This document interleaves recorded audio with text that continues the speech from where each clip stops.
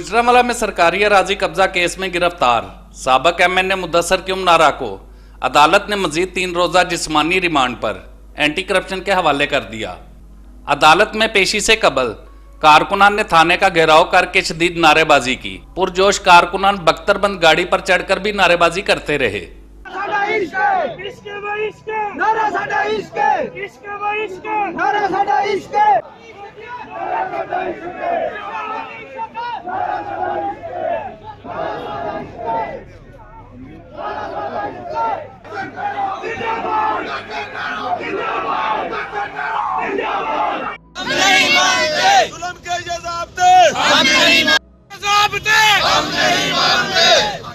मुस्लिम league नून के रहनुमा साबक MNA Mudassar Qayyum नारा को एंटी करप्शन ने सरकारी अराजी कब्जा केस में 3 रोजा जिस्मानी रिमांड मुकम्मल होने पर सीनियर सिविल जज शबाना हमीद की अदालत में पेश करके मजीद रिमांड की इस्तदा की। फाजल अदालत की जज ने साबक एमएनए को मजीद 3 रोजा जिस्मानी रिमांड पर एंटी करप्शन के हवाले कर दिया।